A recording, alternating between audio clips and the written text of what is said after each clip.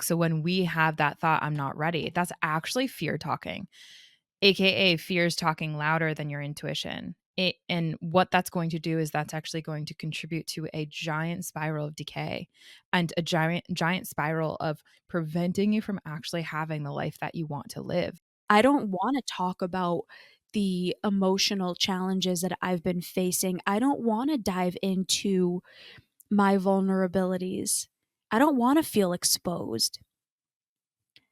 But that's exactly how I knew that that was my intuition telling me, "No, this is actually what you have to do."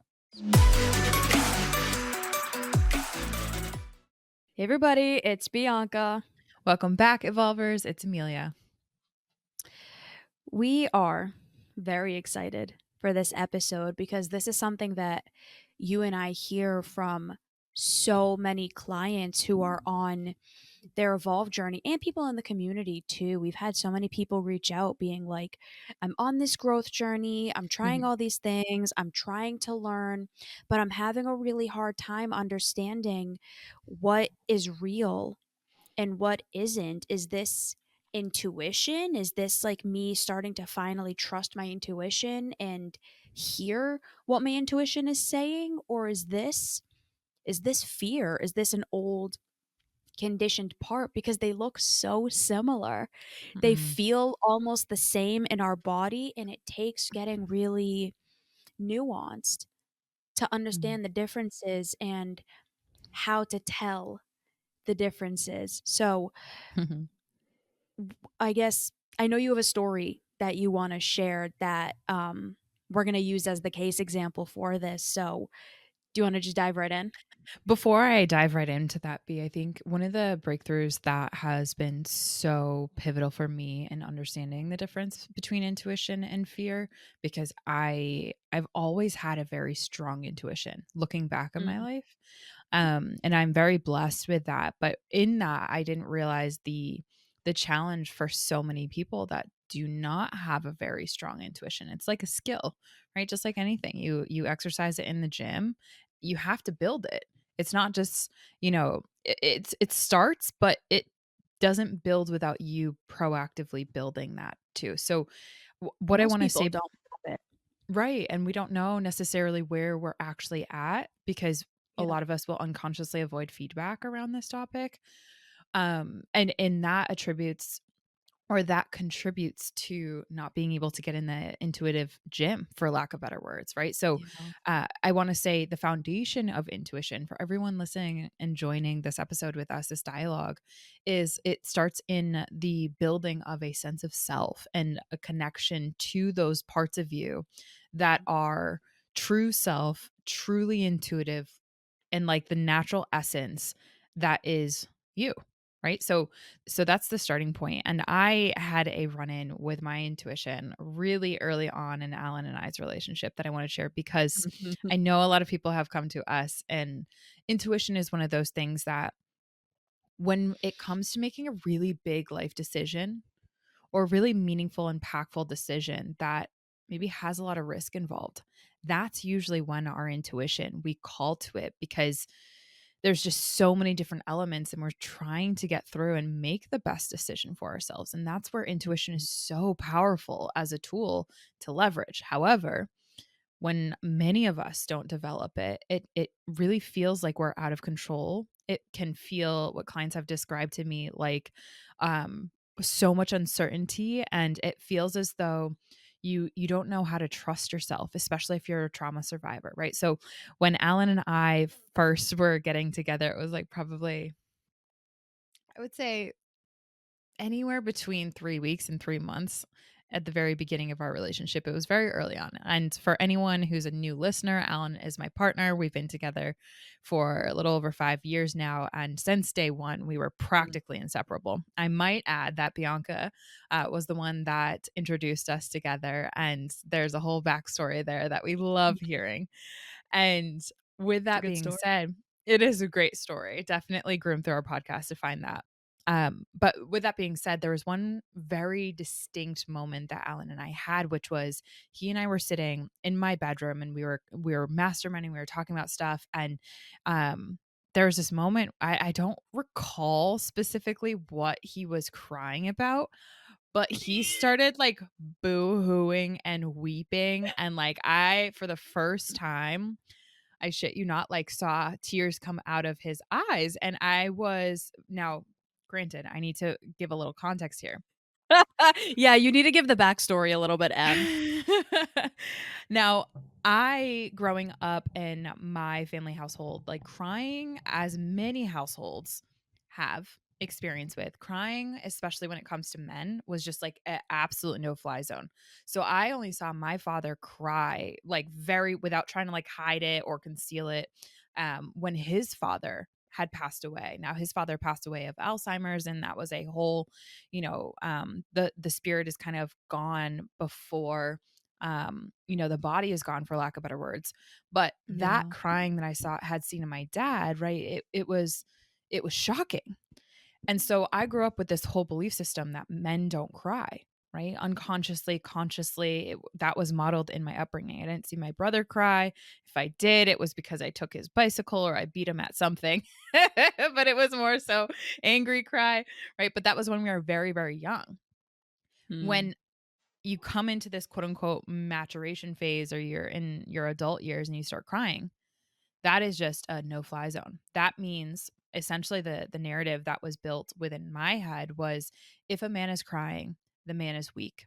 If the man is weak, then is not a suitable partner. That was pretty much the analysis that my brain went to and what was conditioned in my story and the backstory of when that one moment hit when Alan started crying and being vulnerable in my bedroom when we were talking about something. And it was something beautiful in retrospect.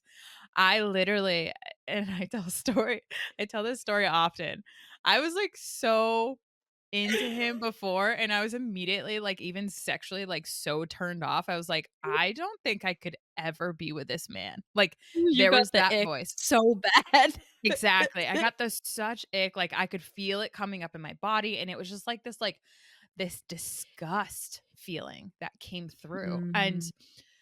why I bring that forward is because there was also a very like there was a it was kind of one of those moments where it was like split in the road.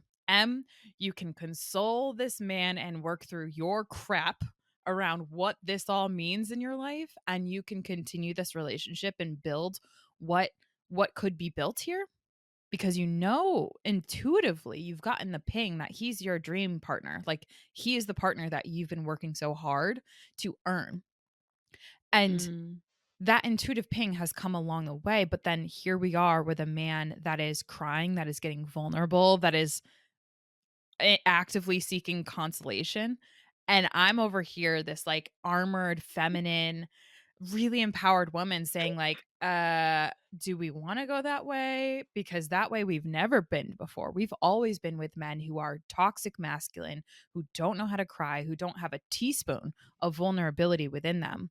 And God Yeah. forbid they ever showed that, right? So in that very moment, there was an actual urgency feeling of one way we need to leave, activated my fight, flight, freeze, fawn system, stress system of what the heck is this? What the heck is going on right now? And that fear was so palatable. It was fear, it was disgust, it was all of these urgent type emotions.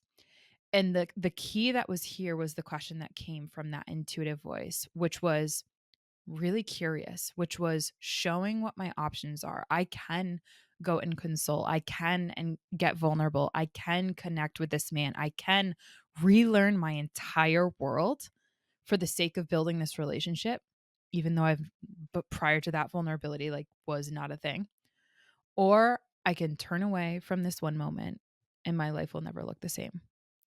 And so in that moment, Mm. intuition was very present, as was fear. But it was intuition that I was able to hear with a calm, with a regulated, with a knowing type voice that was like, this is your path. And so the biggest distinction I can say in here is intuition is a calmness. Intuition is a knowing. Intuition has curiosity at the root. Whereas fear, right? Fear has urgency. Fear has a dysregulation component to it. Fear has the opposite of growth.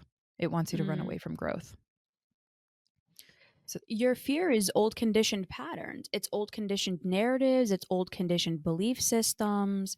It's it's an old identity that's emerging and presenting itself. I had a very similar situation happen in the last relationship that I was in, and I actually now in retrospect, I actually had the opposite happen. I had this ping come up and I convinced myself it was fear mm, when in reality it actually was my intuition. But because I was so scared, I wasn't ready to hear it yet. I wasn't actually ready to navigate it. Now here's something tricky. Okay, I'll give a more specific tangible example. I made the decision recently um to go into therapy again. I've been working with a coach, Alan, for 7 years now, and he transformed my life in so many ways. I'm so thankful for him.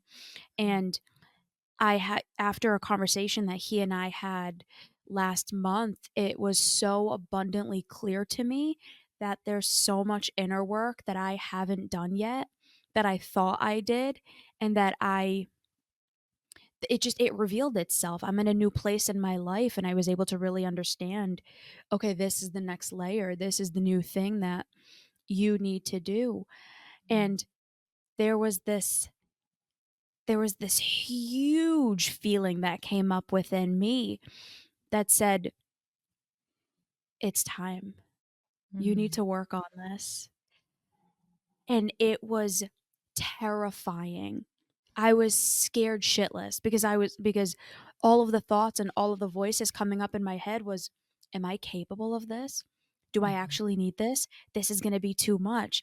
My intuition was saying, "No, no, no, this is the right thing." But my fear started overpowering it. Yeah. My fear was like, "No, you don't actually need this. No, you don't need to do this. No, you can do this yourself. No, you don't really need to go do this. All right, well, if you're gonna do this, then here's all the regulations and all the stipulations that you need to do." And I saw it happening in real time. Yeah. We all do this. Mm, Our intuition, to what you said, it's a calm knowing. It's this feeling of clarity and certainty. It's like that whisper that you don't want to hear mm, because you know it's telling you that right thing. Fear is really loud. Fear is bolsterous. Fear is inhibiting and diminishing. Most of us are living our lives in fear, trying to justify our decisions with logic. And we'll use emotional reasoning to try to logic it too. I've mhm. done that more times than I can count. And in that moment, you had a really clear cut experience. Your fear was like, this isn't a man, run. He's not going to be able to protect you. He's not going to be able to do all of these things. Like you've talked openly on the podcast, you have a history of trauma. So Yeah. you see a man crying and it's like, he's not going to be able to protect me.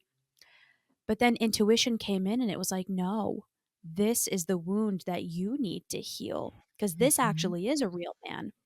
Oh, I'm yeah. sure you've heard this quote. Brene Brown has a quote that says, "Show me a woman who can sit with a man crying and expressing vulnerability, and that's a woman who's really done the work." 1,000%. That Love was that your quote. call to do the work. Mhm. Just like that was Hmm. my call to do the work. Everything in me was like, I don't want to do this. I don't want to face my trauma. Yeah. I don't want to talk about the emotional challenges that I've been facing. I don't want to dive into my vulnerabilities. I don't want to feel exposed. Yeah. But that's exactly how I knew that that was my intuition telling me, no, this is actually what you have to do. But Hmm. when you have trauma, you start to one of the other things that I want to make sure that we say here too is when you've experienced trauma, your intuition actually is correct when it's saying run and be afraid. Your intuition has or your Yeah, your intuition, I'll say that, and then we can change the word. But Mhm. you were conditioned to be afraid because the circumstances had called for it. The challenge becomes when you're no longer in that situation, it's actually no longer adaptive, but that becomes your blueprint. Yeah. Anything that looks like this is fearful, and you need to trust that, so run. So when you're no longer in a traumatic scenario, when you're no longer in a state of stress, you can actually start parsing these things out. Okay, is this actual fear? Is my life actually in danger by this? Or is this something that I had a history of being dangerous, but I'm no longer in that danger anymore? This is just bringing up those old feelings. And it's Yeah. actually something I should lean into. Mm. That's the type of work that you would do with a therapist. Obviously, we can't dive into more tangibles of that here because it's case specific, but Mhm. we do so many episodes on things like this. We've talked so often about many topics like this. So if you want to be able to hear more, make sure you subscribe if you haven't already. But what would you say in closing for this? What's one piece of advice that you would want to give to someone who wants to be able to take that leap for themselves, but maybe they're scared, or maybe they don't feel as though they're ready, or maybe they want to, but they just don't know how to yet? Mm. What's a piece of advice that you would give to our listeners um, to start taking this journey? Yeah. The first thing is that you're because of the way in which our internal systems work, it's never going to be a conscious I feel fully ready. Like that's just Mm, never going to be the case. And that's actually one of the biggest things that hold us back. So when we have that thought I'm not ready, that's actually fear talking. AKA fears talking louder than your intuition. And what that's going to do is that's actually going to contribute to a giant spiral of decay and a giant spiral of preventing you from actually having the life that you want to live. And so my suggestion to everyone listening to this is that we grow up learning not to trust our intuition. That is so deeply such a narrative that every single person that I've spoken to, when you're young, you are taught to trust the authority figures in your life. You are taught to trust everyone but you and your body. Right. And so the journey of coming back home to oneself is the most mhm, meaningful journey that you can ever take, that you can ever trek, that you can ever venture upon. And it's only when you acknowledge that you're never going to be fully ready, that is when you can actually partner with someone who cares so deeply about you journeying back home to you. And we hope that Evolve is that for you. You? mm, that was beautiful. Um, the life you want is on the other side of the fear you're willing to overcome. It's so it's so much easier said than done, and I fully recognize that. And again, I say that full well knowing that I'm about to start facing a lot of my own fears that I actively don't want to. Like I'm sitting here right now telling every single one of you I don't want to do this. Mhm. I don't want to get vulnerable. I don't want to have these dialogues. I don't want to be quote unquote found out and exposed. Yeah. And I also know that I can't become the woman that I've envisioned if I don't let myself do this. I can't have the life and the marriage and the kids and the future and the career and everything that I want to have if I don't let myself do this. And I want that more than I want the fear that I'm holding on to that's currently keeping me safe, but it's Mhm. not allowing me to grow and to thrive. Mm. What is your episode suggestion? It's 222. What are your parts and why do they matter? This is the Evolve journey, y'all. We're here. We're here together. B. 296, how to be more in control of your feelings. If this is something you want more guidance with, if this is something that you want more help navigating through, please, please, please reach out. Emilia and I have worked with hundreds of people one on one, and we've helped thousands of people collectively through everything that we do at Evolve. And we've really been able to help so many people navigate things like this. And you're Mm. no different. So please reach out, and we will talk to you all soon. Bye, everybody. Bye, everyone.